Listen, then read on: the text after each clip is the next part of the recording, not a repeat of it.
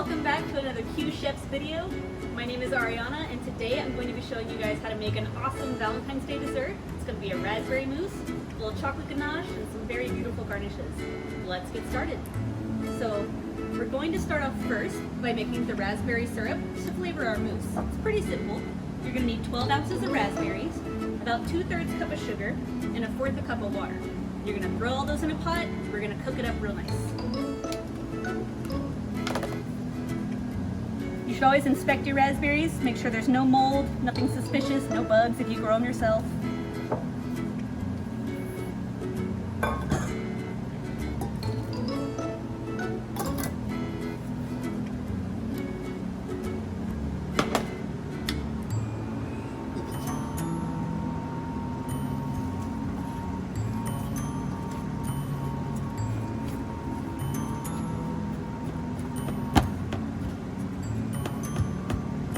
We're just going to let this cook until it comes to a boil and the berries start to break down.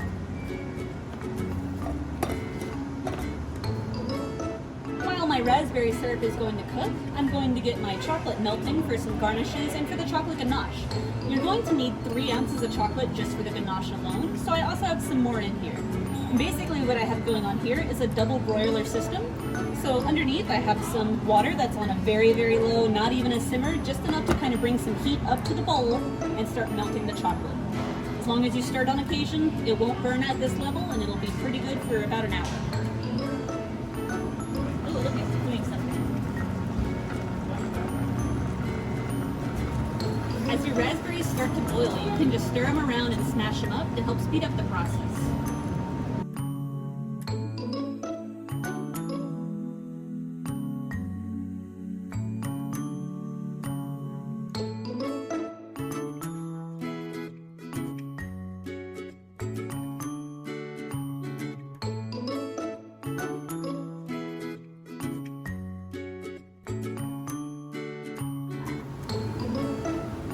Once your raspberries have cooked down quite a bit and they're practically mush, we're going to throw them in a blender just to blend it up real nice and smooth.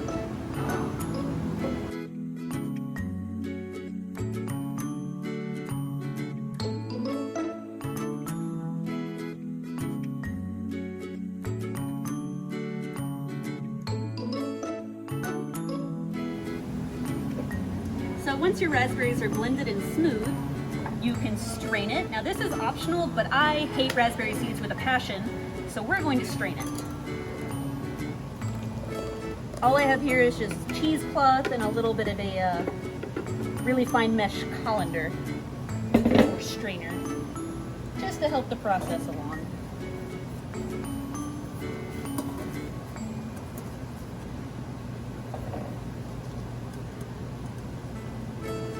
Then all I'm doing is mashing it against the side, just so a little more of the juice comes out quicker.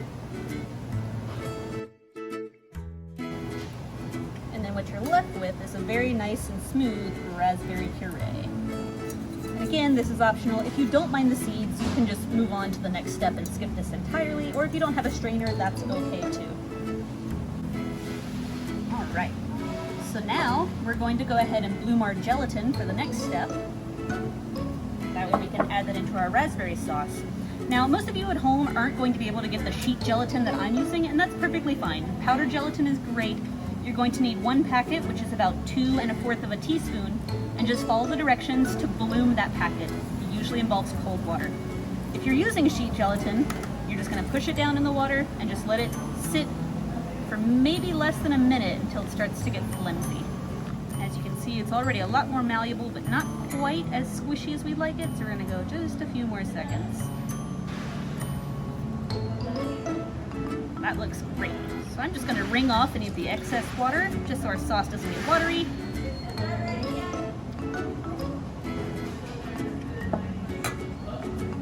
After wringing off the excess water, I'm going to plop it right into the pot and just let it dissolve in the hot raspberry sauce.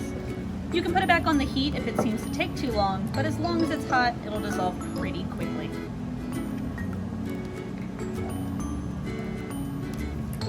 The most important thing is to make sure that it is fully dissolved and that there are no lumps. A lump of gelatin in your mousse will make it very unappetizing.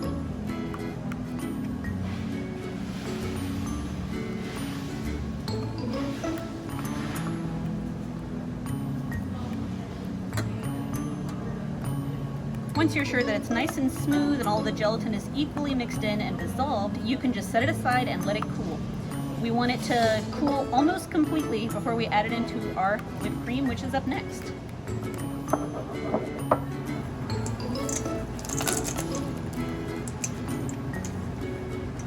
Chocolate's looking good. We are boiling a little bit, so I'm going to turn my water down. Boiling water is not good for your chocolate. You want it very low. So as our raspberry sauce is cooling, we can go ahead and get our cream kind of whipped. Now, you're not looking for a whipped cream. We're going to do what's called a soft whip, which means it's going to just be a little bit more thick than a liquid. Now, what I have here is a whisk and a whip. A whip has finer tuned metals. They're very thin, and it helps to aerate better. You can use a whisk if that's all you have, but I have both, so I'm going to use the proper one. You're going to take 2 cups of very cold cream, heavy whipping cream. And if you can get it into a large bowl, that's better. It'll help to aerate it faster. And now we're just going to sit here and we're going to stir until it looks right.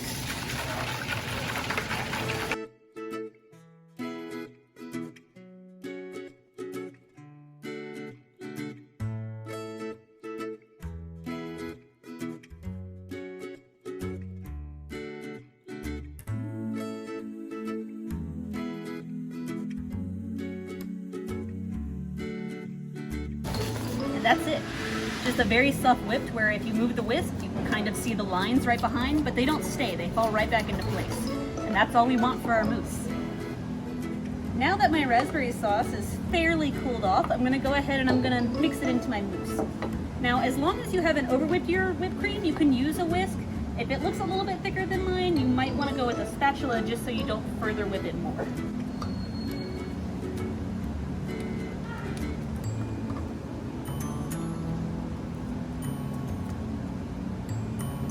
Try and scrape out as much as possible.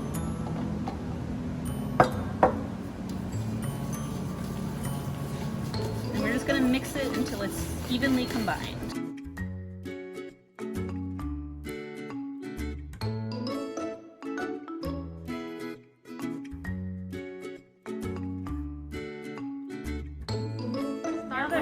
Now that our mousse is fully mixed in, we're going to transfer it into a piping bag to make it easier to pour into our glasses.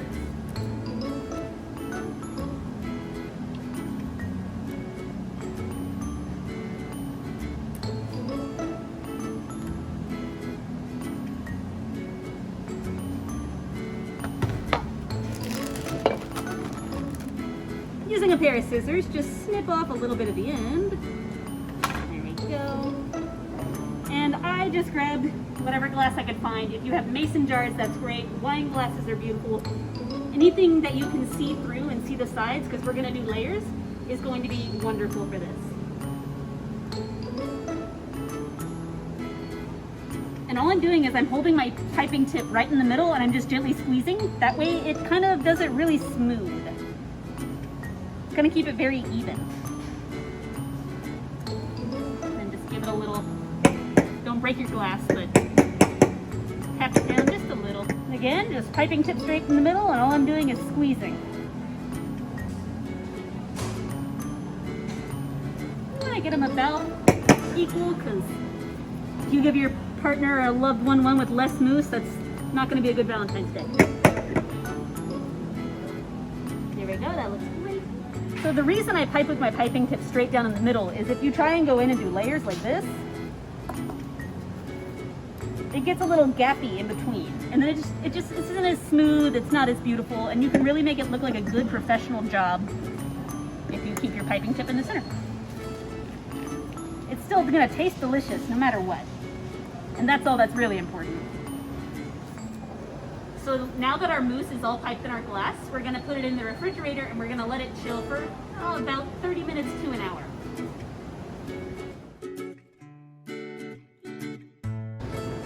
Once your chocolate is melted, we're going to take some for our chocolate garnish and put it in a piping bag. You can also use a Ziploc bag and just cut the tip off the corner. That'll work as well. Not that much, that should be plenty. So we're going to make some chocolate twigs as a garnish for our mousse. What you're going to need is your piping bag of chocolate and a pan full of ice water. It needs to be like tons of ice. It's got to be super cold so the chocolate sets immediately and doesn't stick to the bottom of the pan.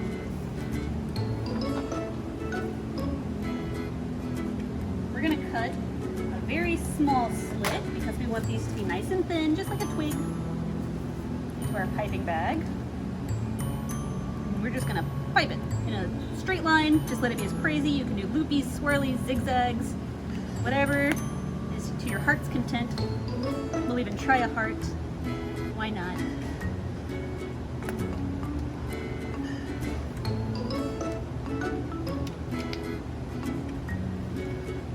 And you're just gonna let those sit. Don't touch them, don't push them down. Just let them chill, literally. You can already see that it's starting to set up as it gets nice and cold. If you push around it, it's already pretty solid.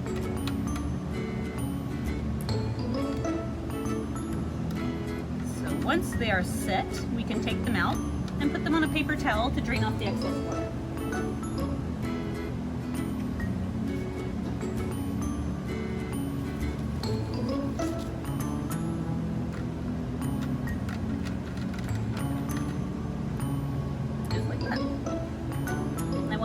Shorter, so I'm just going to break this one in half. And we'll just let them sit out and dry off. And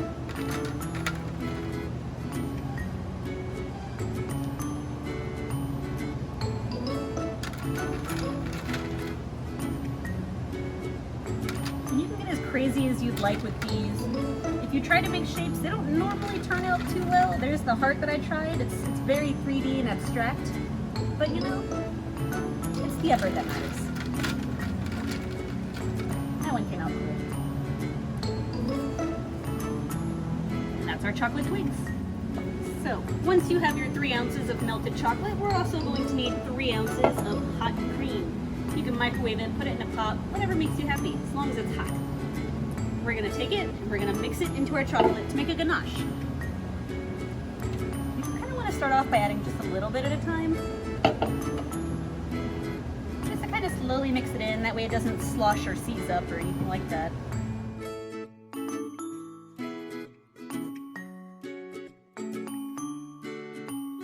As it starts to absorb it and get mixed in, just keep adding more.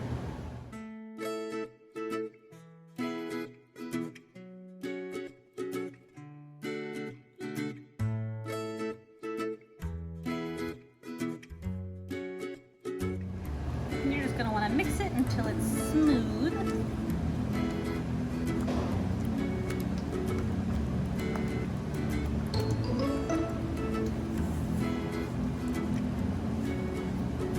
If your cream is too cold and if your chocolate starts to seize up, you can just put it right back over the double broiler and just keep stirring it until all the clumps dissolve. It'll be okay.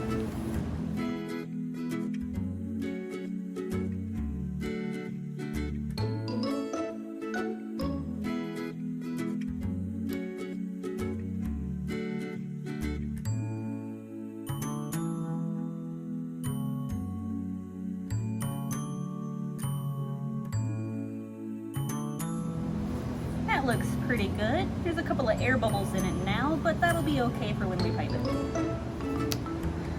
So in another piping bag, we're going to take our ganache that we just made and load it up.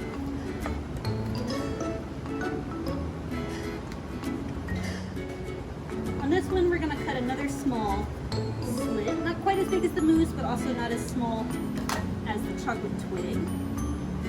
And this is going to be very messy, so you want to be very careful with this part. All we're going to do is do a little chocolate layer, enough to cover all of the mousse in the glass. Try not to squeeze out any of the air in the piping bag or else you're going to have little chocolate splatters.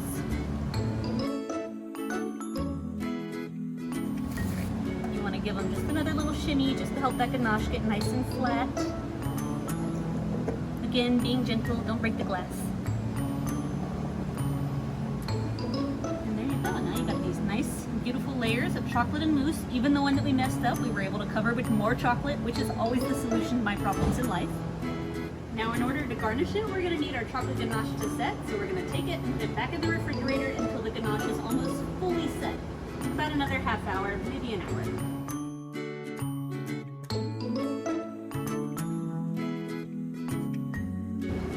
Once your ganache is fully set, we can start garnishing. You can use anything, whatever you think is pretty, whatever screams Valentine's Day to you. I got some chocolate mint from our garden. I have a couple of raspberries, some whipped cream, and chocolate twigs that we made. So, whatever you find. Sprinkles are great, cookie crumbles are great. Whatever makes you happy.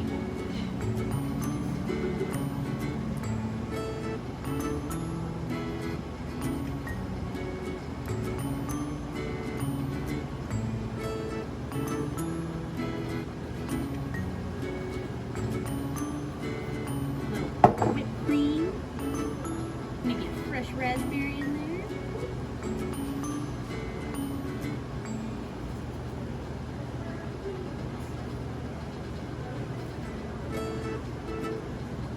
Gotta find the perfect spot. You eat with your eyes first, so it needs to look as beautiful as it tastes delicious.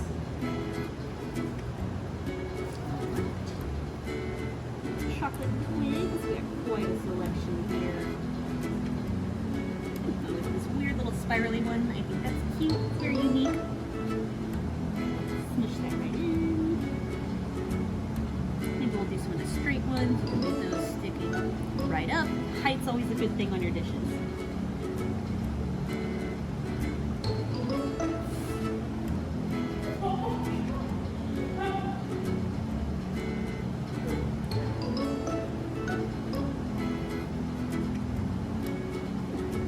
Wherever it feels correct.